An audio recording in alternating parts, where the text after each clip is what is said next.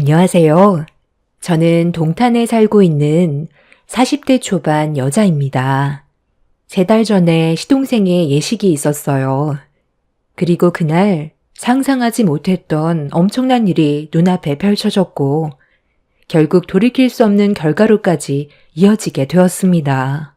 시동생의 직업은 치과 의사로 시댁 집안의 자랑이에요. 어디를 가던 시모는 시동생 자랑만 하고 다닙니다. 반대로 남편은 파이프 가공 공장에서 일을 하고 있어서 기름 냄새 난다며 항상 창피하게 생각하셨습니다. 아내인 저로서는 기분이 안 좋을 수밖에 없었고 시어머니가 남편을 마음에 안 들어 하는 만큼 저 또한 살갑게 다가갈 수 없겠더라고요. 시모도 제가 거리를 둔다는 걸 알고 계셔서 그런지 저에 대한 감정도 좋지 않았어요. 제가 기분이 상했던 이유는 남편이 공장에서 힘들게 일을 할 수밖에 없었던 사정이 있었어요. 시동생이 머리가 좋아서 공부에만 집중시키려고 금전적인 지원을 해줘야 했었는데 시부모님은 남편이 뒤에서 도와주길 바라셨고 집안의 가장이면 동생이 잘 될 수 있게 이끌어줘야 하는 건 당연한 거라고 강제로 사회로 뛰어들게 만들었습니다. 그때 당시 남편도 꿈이 있었고 대학교에 입학도 하고 싶어 했지만 시부모님은 남편한테 들어가는 돈이 아깝다고 생각하셨어요. 그렇다고 남편이 공부를 못한 건 아니었습니다. 반에서 10등 안에 들었지만 시동생은 전교에서 1, 2등을 다툴 정도로 월등해서 시부모님 눈엔 남편이 보이지 않았던 것 뿐이었어요. 저는 남편이 동생 때문에 자신의 꿈을 포기할 수밖에 없었다는 게 너무 마음이 아파졌어요.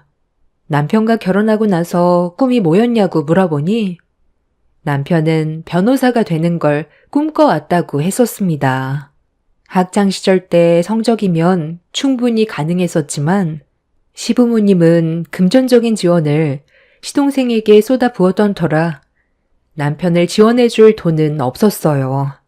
오히려 남편에게 공장에서 일을 하라고 등 떠밀었었죠.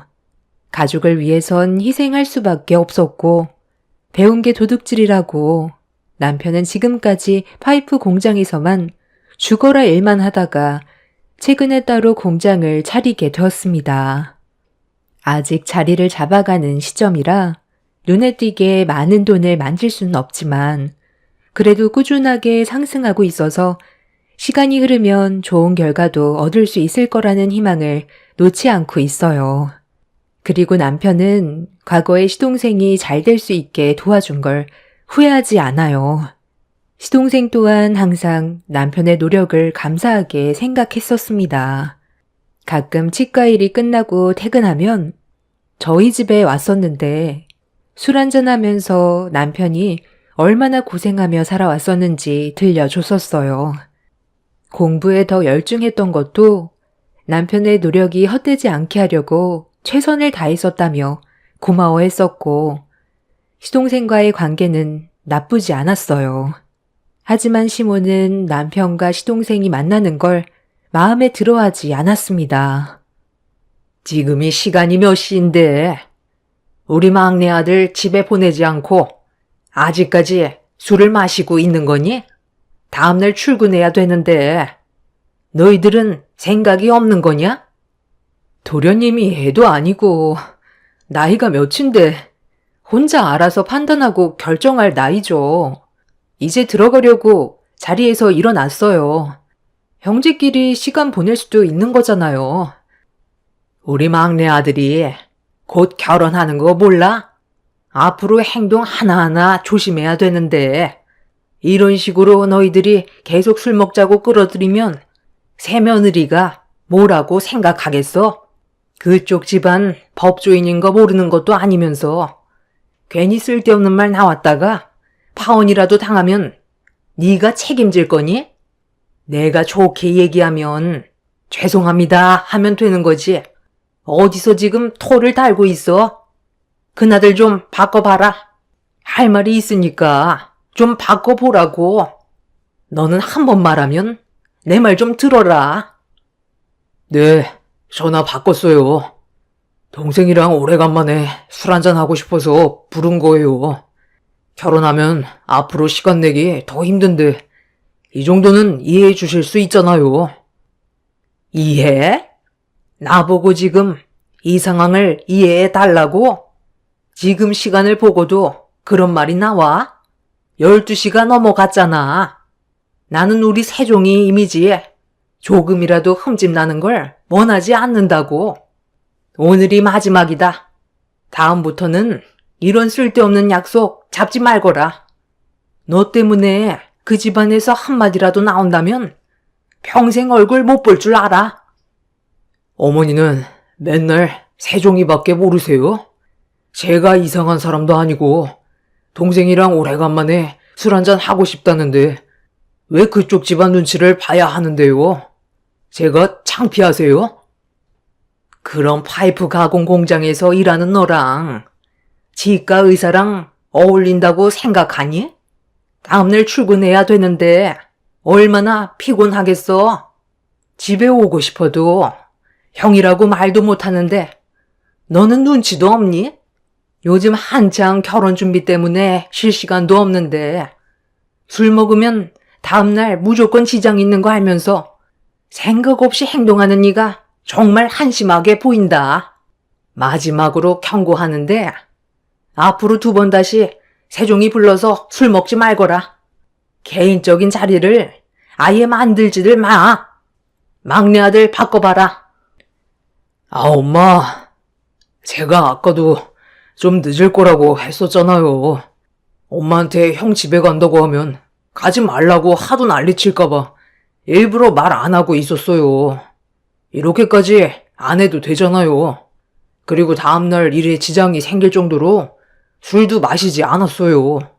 제가 이렇게 성공할 수 있었던 이유가 형이 희생해서 얻어낸 결과잖아요.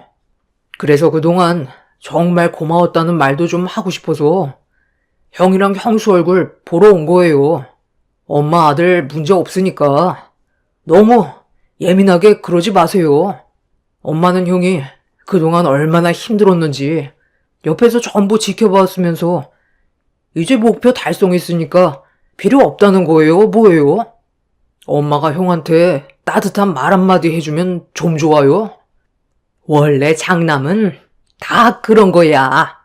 가족을 위해 희생하는 그런 삶이 당연한 건데 무슨 따뜻한 말이 필요하니?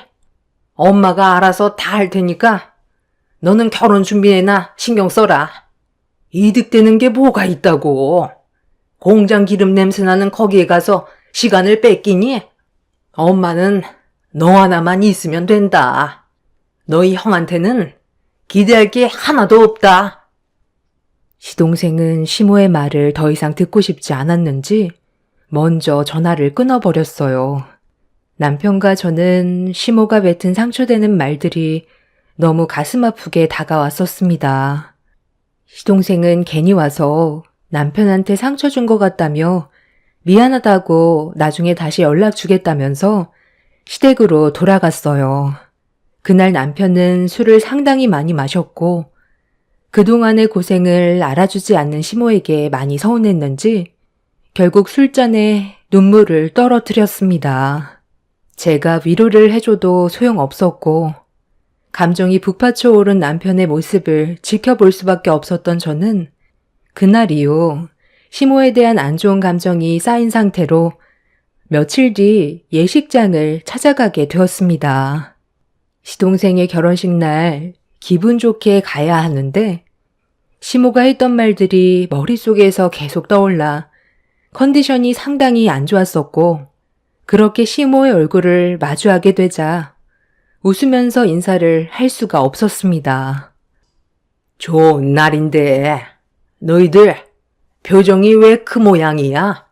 이제 하객들도 많이 올 텐데 인사할 때도 그런 표정 지을 거니? 이미지 관리 잘해라. 어떤 집안인지 다들 알지? 예비 동서네가 법조인 집안인 게 무슨 상관인데요? 저희가 왜 이렇게까지 표정 관리가 안 되는지 전혀 모르세요? 어머님이 며칠 전에 전화하셔서 했던 말 기억 못 하시는 건 아니죠? 좋은 감정으로 전화 통화한 것도 아니고 이 사람에 대해 온갖 안 좋은 말만 전부 늘어놓으시고 따뜻한 말 한마디 해주지 않았잖아요. 이런 말까진 안 하려 했는데 그때 이가 얼마나 많은 눈물을 흘렸는지 아세요? 도련님이 치과 의사로 성공할 수 있었던 이유가 누구 때문인데요? 아이고, 그래서 내가 그때 한마디 했다고 아직까지 꿍하고 있던 거였어? 한두 살 먹은 아이들도 아니면서 그것 가지고 인상 쓰면서 예식장 분위기까지 안 좋게 만들어야 되겠어? 그리고 쟤만 고생했니? 나도 뼈 빠지게 일해서 내 아들 의사 만들라고 지원해 줬었다. 저놈이 막내 아들보다 머리가 좋았다면 당연히 입장이 바뀌었었겠지. 자기 자신도 동생보다 머리가 좋지 않으니까 아무 말 하지 않고 도와준 건데 이제 와서 뭐 어쩌자는 건데? 너희들 예식 끝나고 따로 얼굴 좀 봐야 되겠다. 생각하는 것들 하곤 아주 틀려 먹었네. 기분 좋게 집에서 나왔는데 너희들 때문에 나도 표정 관리가 안 된다. 너 나랑 따로 좀 얘기하자. 남편은 시모의 막말에 얼굴 표정이 일그러졌어요. 저 또한 마찬가지였고 시동생이 기분 좋은 결혼식 날 분위기는 점점 더 안 좋아지고 있었습니다. 며칠 전에 통화를 했을 때 상처를 줬으면 좋게 해결할 수도 있는 문제인데 시모는 오히려 저희 부부에게 더 크게 화를 냈어요. 저도 마음 같아서는 한꺼번에 쏟아내고 싶었지만 최대한 참고 있었습니다. 시모는 저에게 따로 할 말이 있다면서 제 손목을 잡곤 비상계단으로 끌고 가더니 목소리를 높여 화를 냈어요. 너희들 정말 이럴 거야? 내가 돌아버리는 걸 보고 싶은 거니? 적당히 하라고 했지? 경고했으면 눈치껏 뒤로 물러날 줄도 알아야지. 하객들 점점 몰려오는 거 뻔히 보고 있으면서 태도가 그게 뭐야? 나중에 다시 얘기하자고 했으면 그만하면 되는 거잖아. 결혼식을 망치려고 작정한 거니? 나 더 이상 흥분하게 하지 마라. 저도 정말 할 말 많았거든요. 왜 그이한테만 뭐라 하시고 무시하는 건데요? 며칠 전에 그이가 얼마나 많은 눈물을 쏟아냈는지 아세요? 어머님이 배 아파 낳은 자식이잖아요. 동생을 위해서 자신의 꿈을 포기하고 공장에서 일만 하던 어머님 큰아들이 불쌍하지도 않으세요? 그이가 꿈이 뭐였는지는 알아요? 변호사가 꿈이었대요. 그런데 도련님이 좀 더 공부를 잘한다고 해서 어머님은 사람 꿈을 짓밟았잖아요. 제가 그런 말을 들었을 때 얼마나 마음이 아팠겠어요. 펜을 굴려야 되는 사람이 공장에서 파이프 가공 일만 하고 있어요.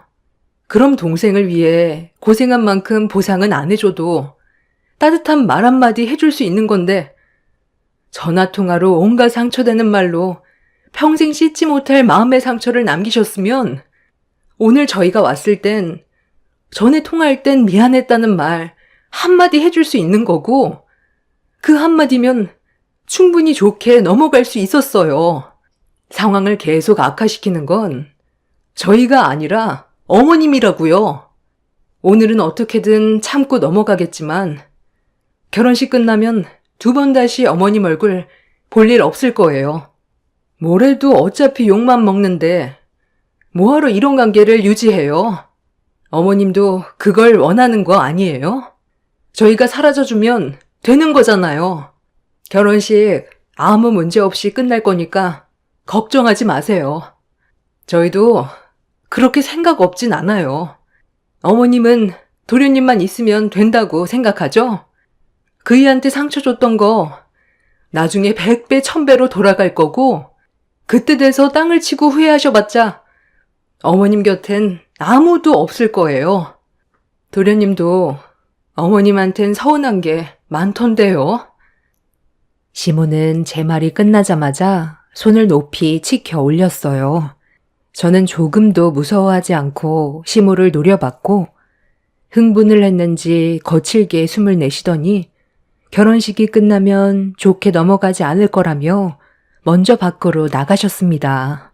시모에게 그동안 쌓였던 말하지 못한 불만들을 한 번에 쏟아내서 그런지 온몸이 떨려왔었어요. 제대로 걸을 수조차 없는 상태라 잠시 숨을 고르며 앞으로 시모와의 관계를 어떻게 처리해 갈지 고민을 하고 있었는데 밖에서 시모의 목소리가 들려오고 있었습니다. 상당히 불쾌한 목소리가 신경 쓰이게 만들었고 또 남편한테 한 소리 하는 것 같아 힘겹게 자리에서 일어나 비상계단 문을 열고 밖으로 나왔는데 눈앞에 펼쳐진 광경은 저를 당황스럽게 만들었어요. 시모가 남편이 아닌 저희 엄마와 대화를 주고받고 있었습니다.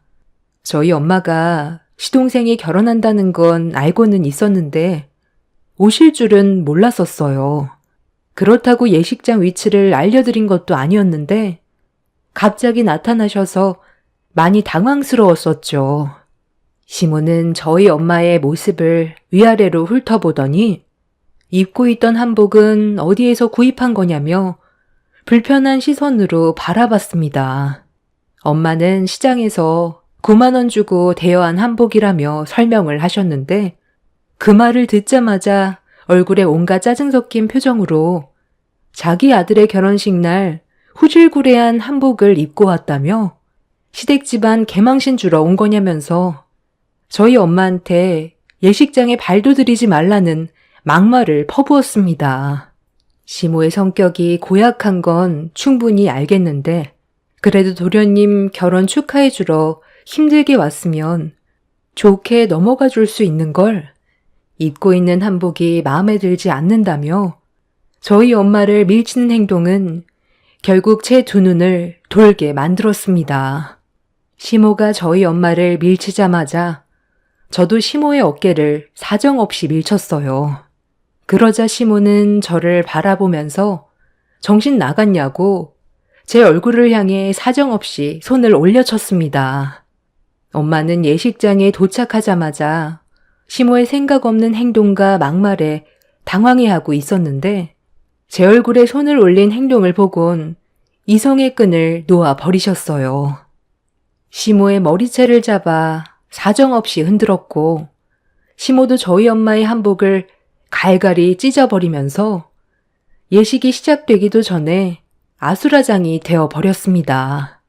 저도 엄마 편에 서서 시모에게 달려들었고 하객들이 몰려와 시모와 저희 모녀를 겨우 떨어뜨려 상황을 진정시켰습니다. 뒤이어 달려온 남편은 만신창이가 된 시모와 저희 모녀를 보곤 경악을 했어요.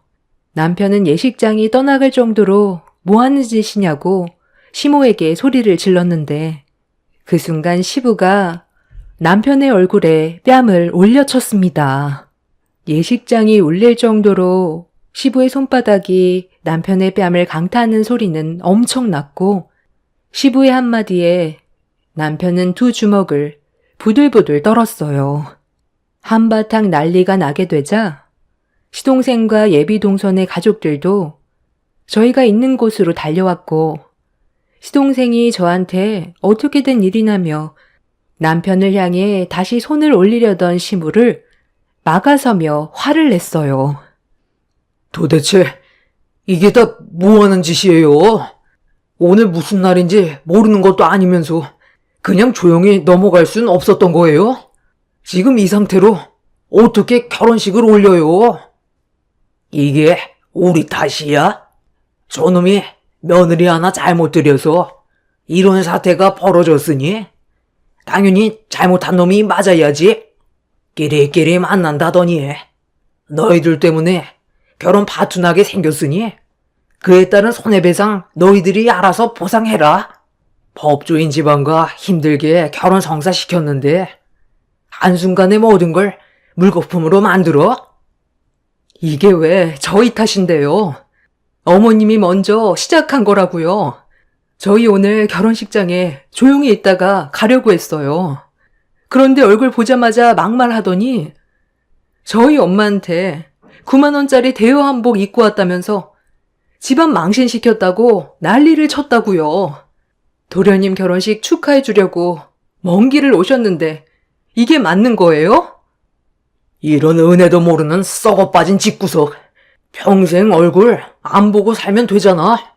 어차피 저는 내놓은 자식이나 마찬가지인데 더 이상 왕래하며 지낼 필요도 없겠네요. 오늘 있었던 일들 평생 기억하면서 살겠습니다. 나이 들어 병 들어 세상을 떠난다 해도 장례식장에 발도 들이지 않을 거니 그런 줄 아세요?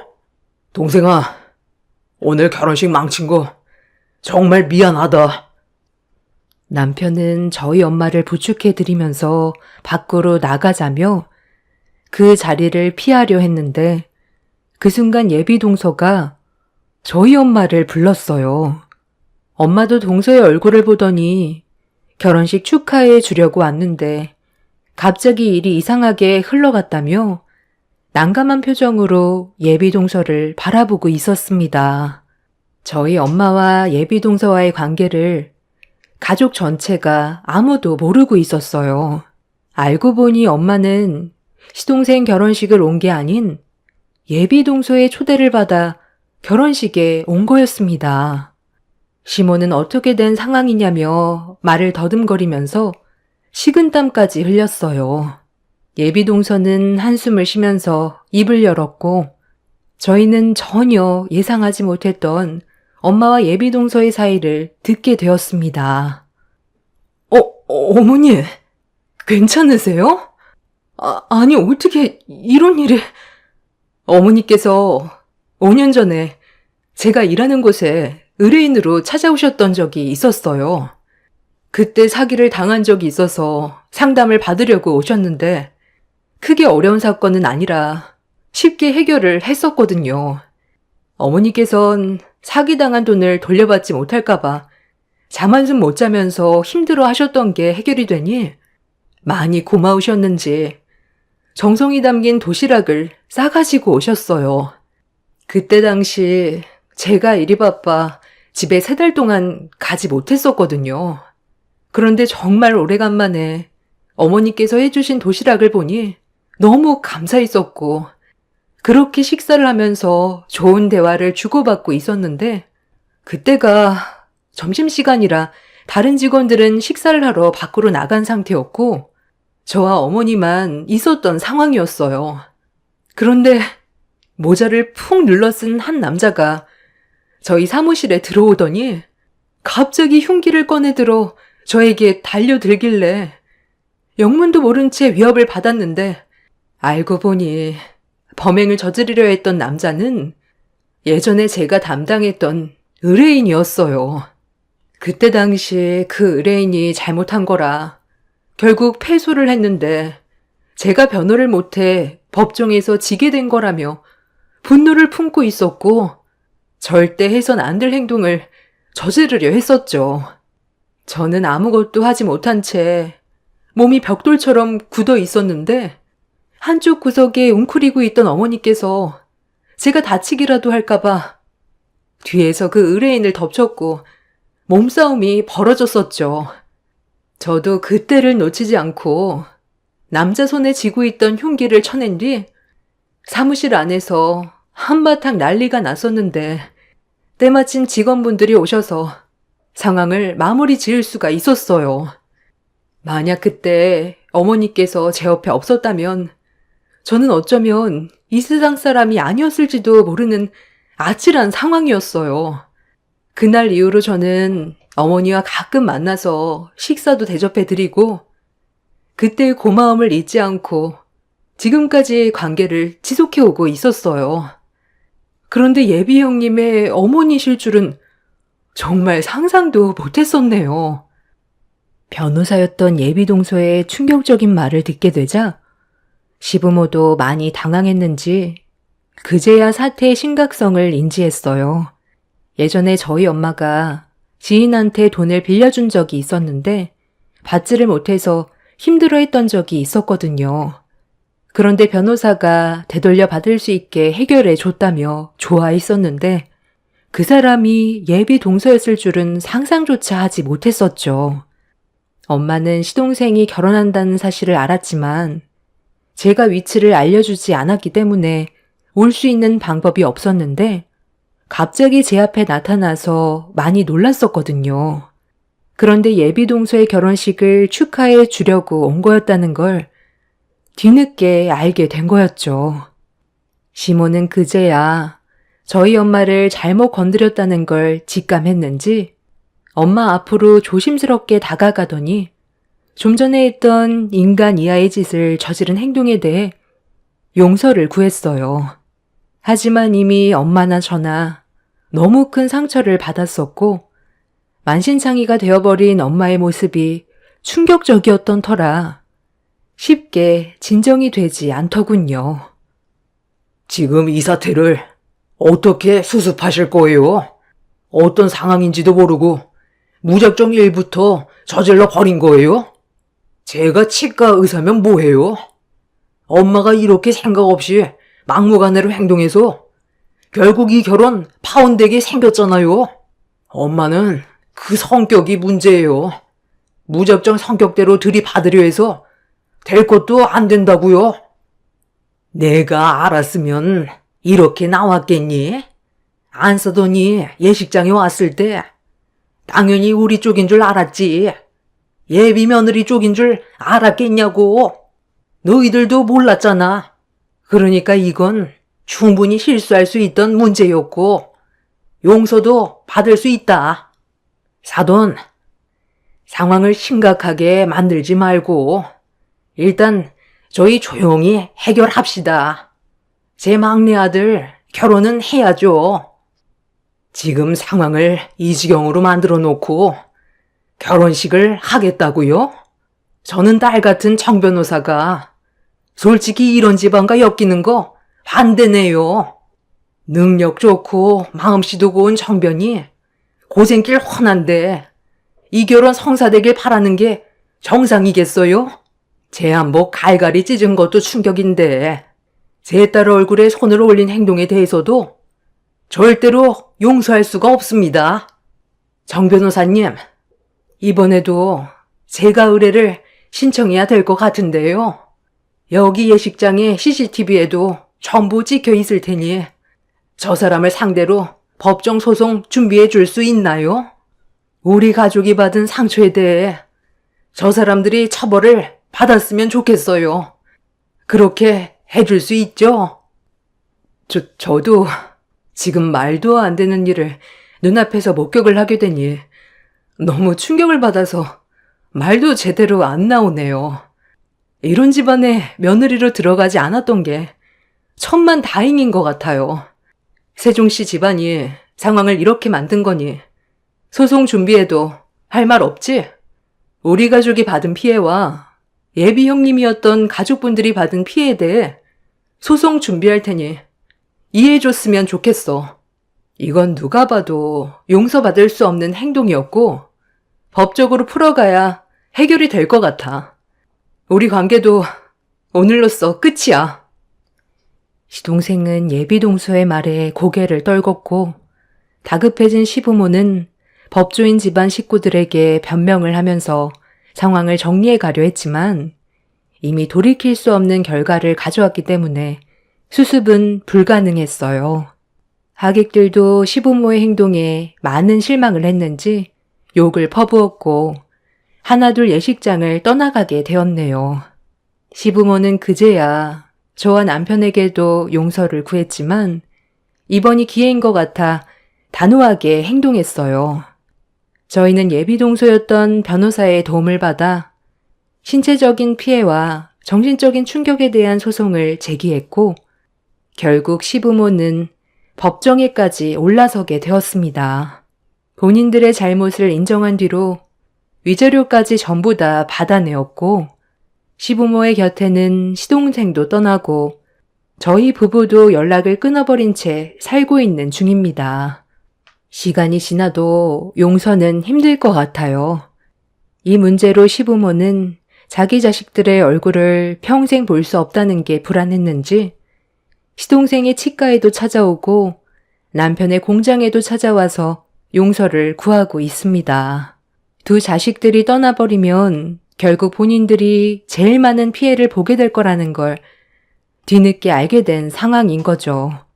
이미 두 형제는 확고하게 결정했고 현재 이사까지 고려하고 있습니다. 자식이 곁에 있을 때 잘하라는 말이 있잖아요. 본인들 잘못으로 떠나보냈으니 남은 인생 늙고 병들어 외롭게 보내셔야지 어쩌겠어요. 정말 지긋지긋했던 악연 끊어낼 수 있어서 속이 다 후련합니다. 제 사연 들어주신 분들 감사합니다. 안녕하세요. 저는 오늘 사사건건 온갖 참견을 다 하던 시어머니가 결국 나락으로 떨어지게 됐던 하나의 사건을 여러분들께 알려드리고자 사연을 신청하게 된 40대 여자입니다. 남편과 10년의 결혼 생활을 하는 동안 제가 제일 힘들었던 점은 시모의 참견이었어요. 전혀 신경 쓰지 않아도 되고 저 혼자 알아서 해결할 수 있는 일인데도 한 공간에 시모가 자리에 있다면 무조건 한마디는 들어야 상황이 정리가 되었습니다. 이런 일들이 10년간 반복이 되다 보니 정신적으로 너무 힘들었어요.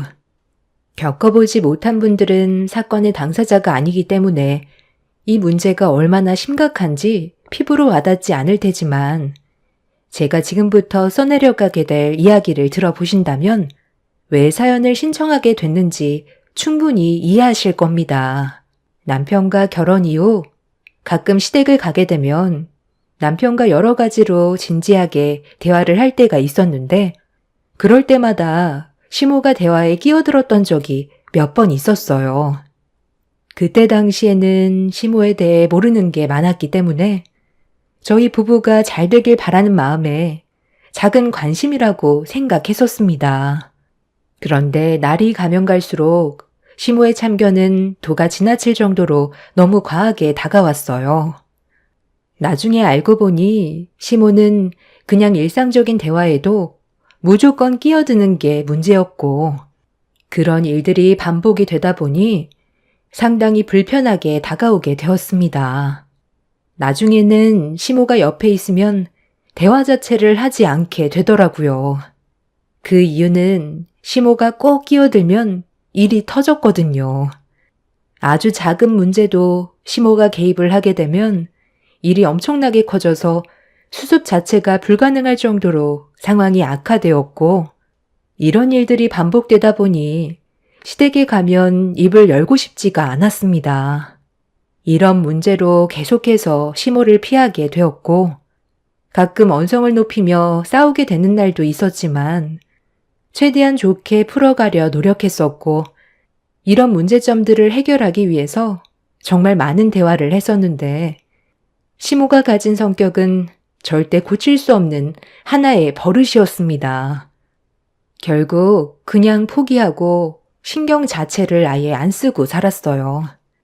무시하는 게 정신건강상 제일 좋은 방법이라는 걸 터득하게 되었죠. 시모 본인도 자기를 무시한다는 걸 알게 된 이후부터 저와 담을 쌓고 대화 자체를 하지 않았어요. 그래서 시댁에 가게 되면 침묵만 흘렀었고 안 좋은 분위기가 지속적으로 이어졌는데 시동생이 결혼을 하면서 동서가 들어오게 되자 또다시 시모의 안 좋은 성격이 재발하기 시작했어요. 동서가 한 식구로 들어온 이후 공식적으로 모임을 가진 적이 있었는데 분위기 좋게 식사를 하고 거실에서 후식을 먹으면서 즐거운 대화를 이어나가던 도중 신혼집 관련해서 저에게 고민거리를 털어놨습니다. 신혼부부 특별 공급으로 청약을 넣기 위해 궁금한 점들에 대해 물어보았었죠. 그래서 제가 아는 선에서 동서에게 설명을 해주고 있었는데 시모가 갑자기 저와 동서 사이에 끼어들어 앉더니 대뜸 이상한 말을 하기 시작했어요. 예, 신혼부부 특별 공급으로 청약 넣어서 들어가는 것도 좋지만 최근에 나온 분양 아파트들이 입지도 별로 안 좋고 1군 브랜드 아파트도 아니라서 선호도가 많이 떨어지는데 무리해서 청약 넣지 말고 좀 더 기다렸다가 괜찮은 아파트 나왔을 때 신청하는 게 좋지 않겠니? 지금 살고 있는 신혼집이 전세고 너희들 회사와도 많이 떨어져 있어서 불편하다고 그러던데 그럼 네가 좀 도와주면 어떻겠니? 저번에 내 아들과 둘이서 몰래 진지하게 대화하던 걸 잠깐 엿들었었는데 사돈어른께서 타운하우스를 너한테 증여해 주기로 했다던데 지금 살고 있는 집도 있는데 굳이 2개 가지고 있을 필요가 있니? 그거 애들 주면 딱 좋을 것 같은데 위치도 괜찮고 청약은 나중에 정말 좋은 아파트 나왔을 때 사용하면 되잖니. 임신도 했는데 출산 전에 자리 잡고 살게 해줘야지. 그건 또 언제 들으셨어요? 그리고 그거 아직 확실한 것도 아니고 저희 부모님이 저한테 증여해 주시겠다는 건데 그걸 동서 임신했다고 주는 건 말이 안 되죠. 왜 말이 안 돼? 가족끼리 그 정도도 못 해줘? 사돈어른이 증여해 주겠다던 타운하우스 시세 대충 알아보니까 9억 정도 하더구만. 너희 집안은 그 정도는 껌값이잖아. 얘가 이렇다니까. 가족보다 돈을 더 중요하게 생각해서 문제야. 작은 애들이 고생해서 사는 것보다 좋은 위치에 자리 잡아 안정적으로 살면 얼마나 보기 좋아? 어머님, 아니, 괜찮아요. 그렇게까지 할 필요는 없을 것 같아요. 9억이나 하는 타운하우스를 그냥 달라는 게 상식에서 벗어난 생각이잖아요. 어머님, 저희가 알아서 할게요. 다 너희들 생각해서 그러는 거야. 있는 놈들이 터하다더니 가족끼리 집 하나 가지고 서로 얼굴 붉혀야 되겠니? 너한테 언제 증여해 준다디? 내가 한 말에 대해 진지하게 생각해 보거라. 있는 집안이면 베풀 줄도 알고 살아야지. 너는 항상 내가 하는 말에 왜 이렇게 부정적으로 반응을 하는 거니? 좋게 얘기해 줄 수도 있잖아. 저희 지금 청약 관련해서 대화 중이었는데 어머님이 갑자기 끼어들었잖아요. 방금 설명드렸잖아요. 부모님께서 아직 증여해 주신 것도 아니고 제 소유가 돼도 지금 살고 있는 아파트 처분하고 그 돈을 드릴 건데 잘 알지도 못하면서 무작정 일방적인 생각을 얘기하시면 제가 어떻게 반응을 해드려야 되는 거예요? 저희 대화 중이었으니까 자리 좀 비켜주세요. 좀 전까지만 해도 분위기 좋았는데 어머님이 대화에 끼어들어서 어떤 상황을 만들었는지 한번 보세요. 나는 말도 못해? 평생 입 다물고 살라는 거니? 내 생각을 얘기할 수도 있는 거잖아. 항상 보면 돈 많은 것들이 터하다니까. 나 같으면 타운하우스에 살라고 넘겨줬다. 동서와 저는 청약 관련해서 대화 중이었는데 시모가 갑자기 끼어들더니 이상한 말들을 늘어놓아서 분위기는 또다시 순식간에 안 좋아졌고 점점 더 언성이 높아지자 동서가 집 얘기를 괜히 꺼낸 것 같다면서 저에게 죄송하다며 급하게 자리를 피했어요. 시모는 항상 자기중심적으로 생각 없이 행동하는 게 문제였고 이런 생활이 질려버린 저는 그날 이후 시댁에 모이는 일이 있어도 일부러 가지 않았어요. 정신적으로 더 이상 시달리고 싶지 않아 아예 피하는 게 최선의 방법이라고 생각했었습니다. 그런데 어느 날 전혀 예상하지 못했던 상황이 펼쳐졌고 남편과 저는 시모의 돌발 행동에 당황해서 뭐 하는 짓이냐고 화를 냈어요. 너희들이 하도 바쁜 것 같아서 직접 얼굴 보러 왔는데 고맙게 생각해야 되는 거 아니니? 너희들 요즘 내 전화도 안 받고 피하고 있었잖아. 다들 들어가라. 당신도 우물쭈물 거리지 말고 빨리 좀 들어가 봐. 우리가 왜 눈치를 보면서 살아야 되는데?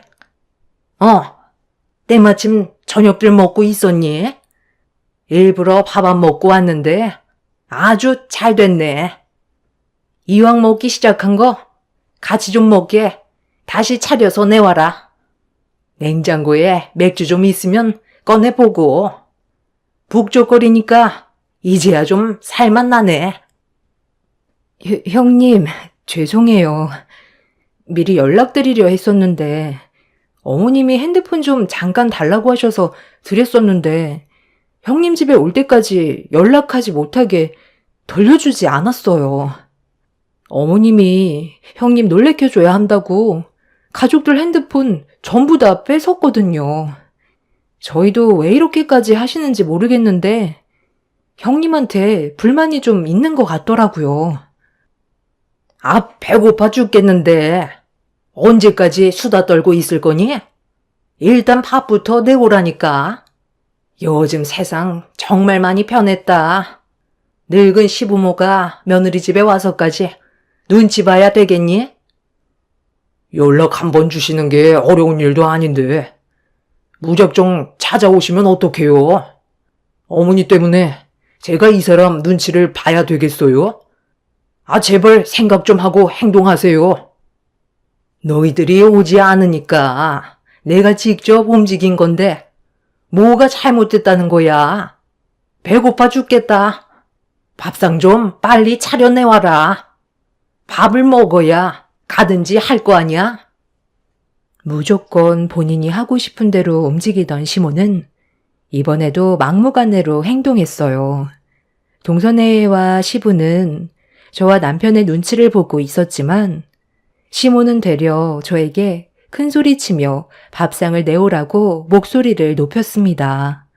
마음 같아선 당장 집 밖으로 내치고 싶었지만 최대한 감정 억누르면서 참고 있었고 동선혜와 시부가 저녁 식사를 하지 않았다는 말에 어쩔 수 없이 저녁상을 다시 차리게 되었습니다.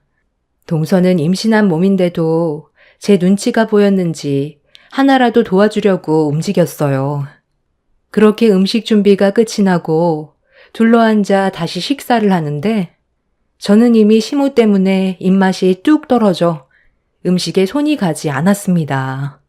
남편도 저와 마찬가지였고 동선혜와 시부는 저희 부부의 눈치를 보면서 식사를 이어나갔습니다. 반대로 시모는 개걸스럽게 정신없이 음식을 먹더니 한 그릇으론 모자라는지 더 달라고 하길래 고봉밥으로 퍼서 드렸습니다.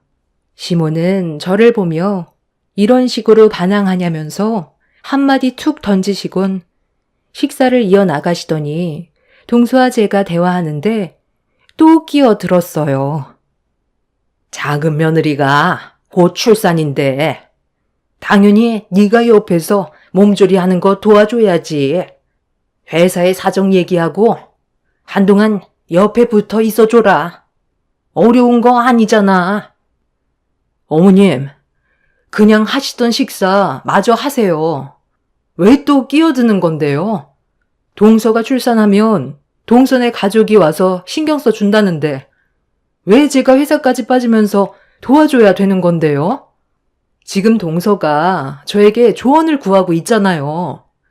출산 후에 여러 가지로 궁금한 것들 물어보는 건데 꼭 참견해야 마음이 풀리세요? 그러는 어머님이 옆에서 몸조리 도와주면 되겠네요. 집에서 하는 일도 없으신데 그 정도는 해주실 수 있잖아요. 어머님은 그런 거 귀찮아하셔서 제가 아이 낳았을 때는 일절 도와주지 않으셨는데 동서는 엄청 아끼시니 그 정도는 해주실 수 있잖아요. 식사 다 하셨으면 그만 들어가세요. 저희도 다음날 일찍 출근해야 돼서요. 그나저나 타운하우스는 어떻게 됐니? 아직까지 해결 안 된 거야? 내 말대로 작은 애 출산 선물로 주면 딱일 것 같은데 가진 게 있으면 나눠줄 줄도 알아야 되는 거야. 또 그 얘기세요? 이제 좀 그만하면 안 될까요? 제가 알아서 할 문제이고, 저희 부모님이 저에게 증여해 주신 걸 동서 출산 선물로 준다는 건 말이 안 되잖아요. 형님, 그만 열내세요. 어머님도 이제 그만하세요. 왜 이런 문제로 계속 얼굴을 붉혀야 되는지 모르겠어요. 제가 중간에서 얼마나 난처한지 아세요? 난처할 게 뭐가 있어? 타당하게 요구하는 건데, 큰 며느리가 욕심이 좀 많아. 가진 것도 많으면서 베풀 줄을 모른다니까. 가족이면 당연히 요구할 수 있는 거지. 그럼 어머님이 살고 계신 그 집 처분해서 타운하우스 하나 장만해주면 되겠네요. 가족이니까 저도 이 정도는 말할 수 있잖아요. 지금 살고 있는 집 처분하면 동선애한테 좋은 집 하나 장만해줄 수 있을 것 같은데 차라리 그렇게 해주세요. 저는 어머님의 요구를 들어줄 생각도 없고 더는 듣고 싶지도 않아요. 시모는 제 말이 끝나는 순간 밥그릇을 저에게 망설임도 없이 집어 던졌어요. 집안의 공기는 차가워졌고 시모의 행동에 화가 난 저도 좋은 말이 나가지 않았습니다. 시부와 동서내외는 그만 돌아가는 게 좋을 것 같다고 자리에서 일어났지만 시모는 그 자리에 앉아 꿈쩍도 하지 않았어요. 도대체 왜 이렇게까지 하는지 물어보니 시모는 그동안 자기를 너무 무시해서 화가 난 거라고 얼굴을 붉혔어요. 무시를 한 게 아니라 상식적으로 말이 안 되는 요구와 대화를 할 때마다 끼어들어 상황을 악화시키는 시모의 잘못된 행동들이 저를 너무 힘들게 해서 거리를 두는 것뿐이라고 설명드렸지만 시모는 자기를 서운하게 만든 행동들에 대해 화가 많이 났다고 제 말을 귀 기울여 듣지 않았습니다. 가족들 모두 시모가 잘못한 거니 그만하라고 말했지만 시모는 끝까지 고집을 부렸습니다. 남편은 그런 시모에게 많이 실망을 했는지 결국 행동으로 움직였고 강제로 시모를 밖으로 내쫓아 버렸어요. 문 앞에서 난리치는 거 동서내외와 시부가 겨우 말려서 집으로 돌아가긴 했지만 이런 상황들이 너무 짜증이 났어요. 매번 말끝마다 참견하고 말도 안 되는 억지까지 부리는 시모와 더는 얼굴 보며 살고 싶지가 않았습니다. 그래서 그날 남편과 진지하게 대화를 주고받았어요. 최대한 시모와 멀리 떨어져 사는 게 최선의 방법인 것 같아 저희 부부는 다른 지역으로 집을 알아보게 되었습니다. 큰일 아니면 얼굴 안 보고 사는 게 정신건강상 좋을 것 같아 최대한 거리를 두기 위해 저희 부부는 결국 이사를 선택하게 되었고 시모 몰래 집을 옮겨버렸습니다. 시간이 꽤 걸렸지만 그래도 제가 해결할 수 있는 최선의 방법이었죠. 뒤늦게 이 사실을 알게 된 시모는 저에게 전화를 했어요. 어느 정도 예상은 하고 있었지만 역시나 연락도 없이 전에 살던 집에 방문을 하셨고 이사를 갔다는 말을 듣게 되자마자 저에게 전화해서 허락도 없이 움직였다며 화를 냈습니다. 저는 그동안 시모에게 받았던 안 좋은 감정들에 대해 털어놓으면서 너무 힘들어서 이사 결정하게 된 거라고 명절 외엔 시댁에 갈 일은 없을 것 같다며 확실하게 제 생각을 전달했어요. 그렇게 한동안 조용하게 지낼 수 있었고 늦은 감이 있었지만 제 삶을 찾은 것 같아 마음이 한결 편해졌었는데 얼마 뒤 동서의 출산이 임박했다는 소식을 접하게 되었습니다. 저희 부부는 서둘러 산부인과를 찾았는데 그 자리에는 시부모와 시동생 그리고 동선의 가족분들이 한자리에 모여 계셨어요. 그런데 모두들 심각한 얼굴로 분만 씨를 바라보고 있었습니다. 남편이 시동생한테 어떤 상황인지 물어봤는데 뱃속에 있는 아이가 너무 커서 자연분만을 시도하다가 산모가 정신을 잃어 급하게 수술을 준비 중이라는 말을 듣게 되었습니다. 그렇게 모두들 분만실 앞에서 긴장한 가운데 잠시 뒤 아이의 울음소리가 산부인과에 울려 퍼졌고 분만실에서 나온 원장님은 아이와 산모 둘 다 무사하다며 가족 모두를 안심시켜 주었는데 시모가 제 옆으로 다가오더니 작은 애 순산 선물로 타운하우스를 선물로 주라며 또다시 쓸데없는 말을 뱉기 시작했어요. 작은 애 출산 선물로 타운하우스 달라는 게 그렇게 어려운 문제도 아닌데 끝까지 고집 부릴 거야? 애들이 안정적으로 살아갈 수 있게 네가 도와주면 좋잖니. 내가 슬쩍 알아보니까 최근에 너한테 증여했다더구만. 그런데 너는 이사한 지 얼마 안 됐잖아. 그럼 또 이사하려는 건 아닐 텐데 공실로 계속 비워둘 거니? 아직도 그 얘기세요?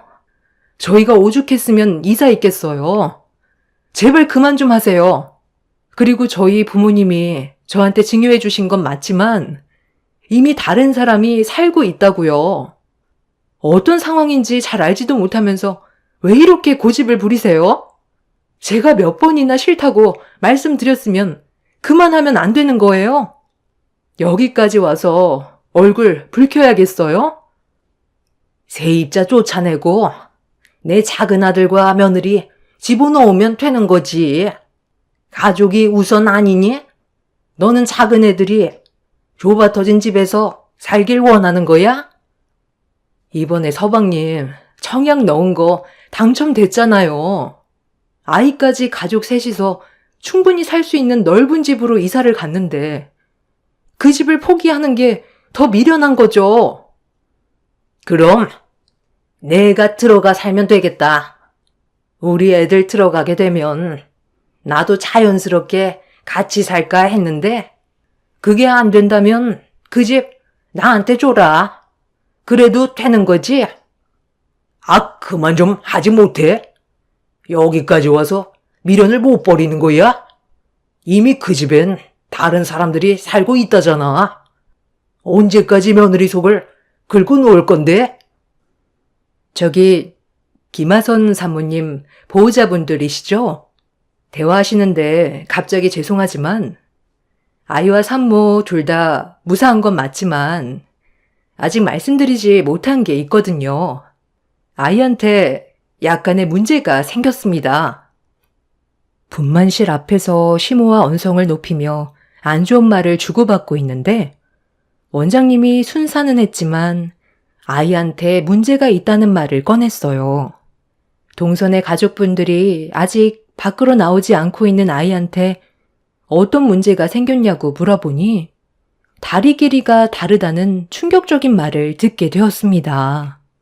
태아로 있을 땐 아이가 웅크리고 있다 보니 장애가 있는 줄 몰랐었는데 세상 밖으로 나오자마자 다리 길이가 다르다는 걸 알게 된 원장님은 많이 놀랐다며 일단 좀 더 상황을 지켜봐야 할 것 같지만 정상적인 생활은 힘들 것 같다는 말을 했습니다.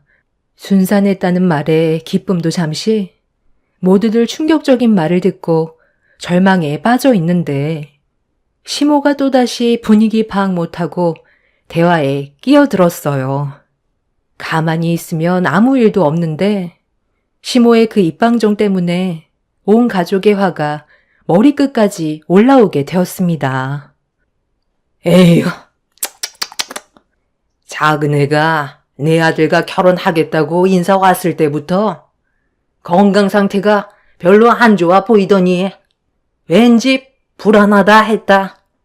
평생 장애를 가진 아이를 데리고 살아야 하는데 내 아들 인생 망쳐놓은 거에 대해 보상해 주던지 아니면 여기서 그만 갈라서라. 애 다리가 짝짝이라는데 그 모습을 보고 살 수 있겠니?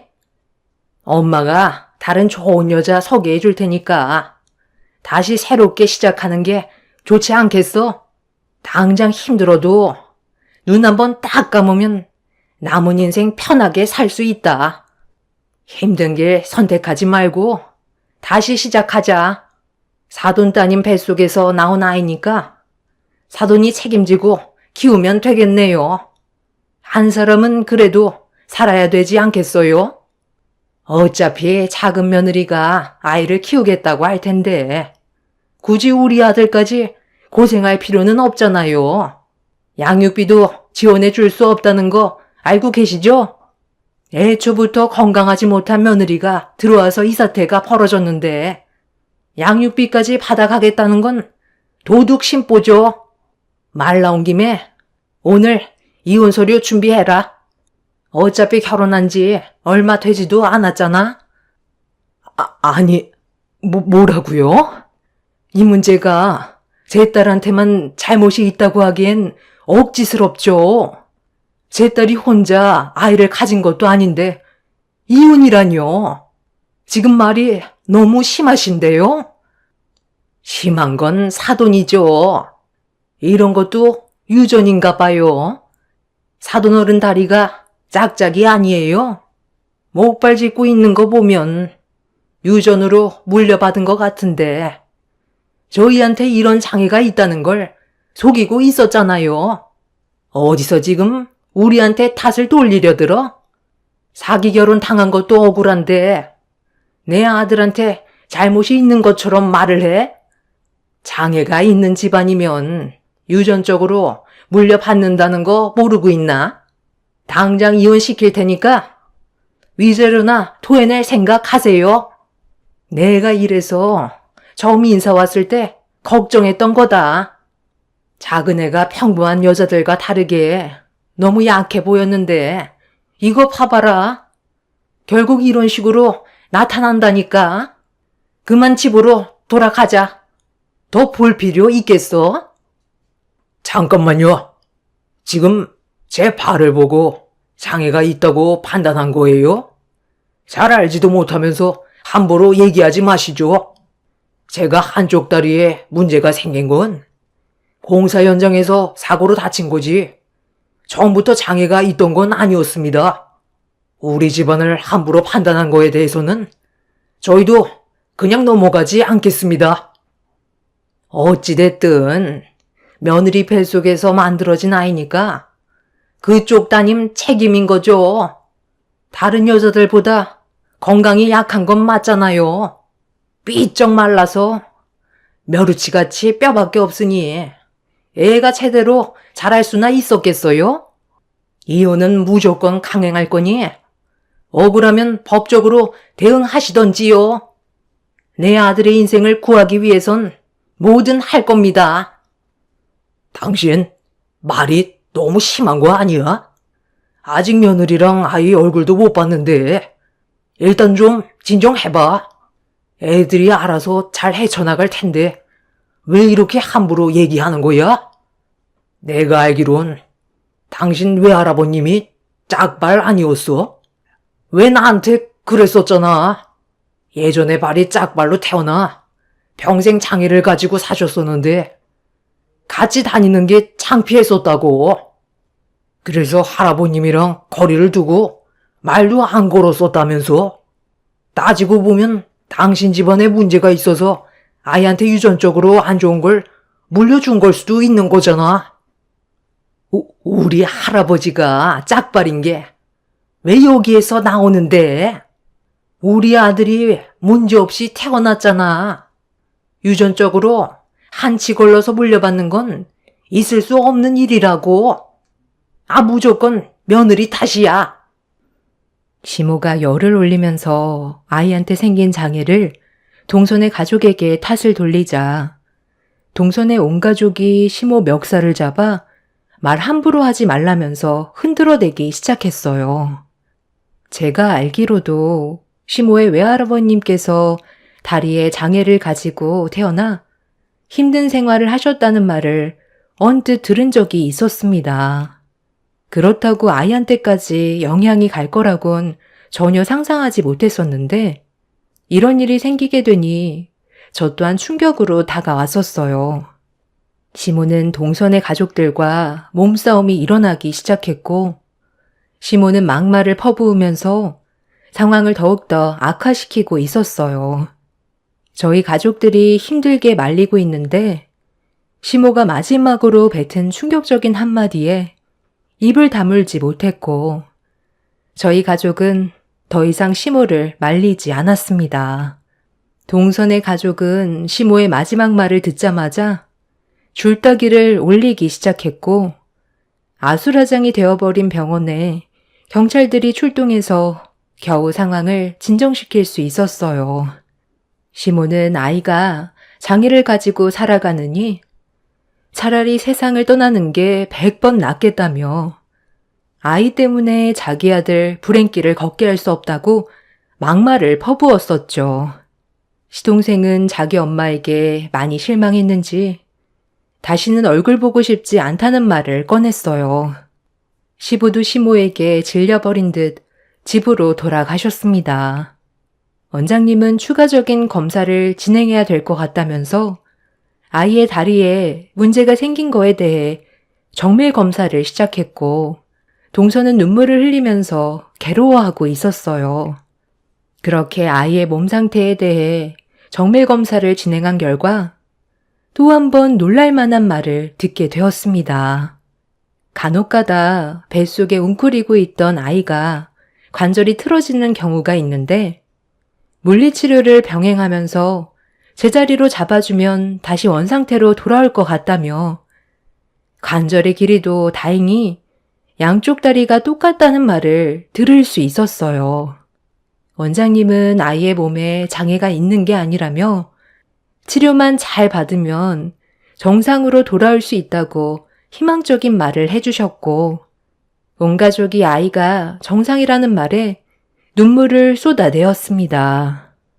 집으로 돌아간 시모는 그 소식을 듣자마자 급하게 산부인과로 왔지만 관계자분들이 시모를 산부인과로 들여보내지 않았어요.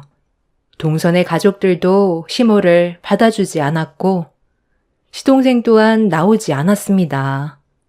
시모는 그제야 자신이 입을 함부로 놀린 거에 대해 용서를 구했지만 이미 가족 전체가 상처를 받았던 상황이라 용서를 받아줄 마음은 없었는지 시모를 만나주지 않았어요.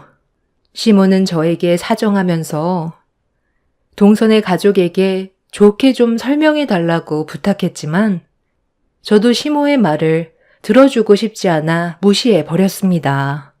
그렇게 집으로 돌아온 이후 지금까지 시모와 얼굴 한번 안 보고 지내고 있어요. 동서내외도 마찬가지로 시모와 연을 끊어버린 상태입니다. 아무리 아이한테 몸에 문제가 생겼다 해도 해선 안 될 말이 있는 건데 차라리 세상 떠나게 해주는 게 모두를 위한 길이라고 했을 땐 가족들 모두 너무 큰 충격을 받았었죠. 앞으로 평생 얼굴 안 보고 살려고요. 그게 가족들을 위한 길인 것 같습니다. 시모의 입방정이 결국 자신에게 안 좋은 결과로 돌아오게 된 사건이었습니다. 지금 현재 시부와는 따로 만나고 있지만 시모와는 얼굴 한번 안 보고 지내고 있어요. 수도 없이 전화가 와서 번호까지 바꿔버렸습니다. 제 사연을 들어주신 여러분들께서도 많은 걸 느끼셨으면 좋겠어요. 사람의 입은 보이지 않는 칼과 같다잖아요. 생각 없이 뱉은 말이 평생 씻을 수 없는 상처로 돌아온다는 걸 제 사연을 통해서 많은 분들이 느끼셨으면 좋겠습니다. 감사합니다.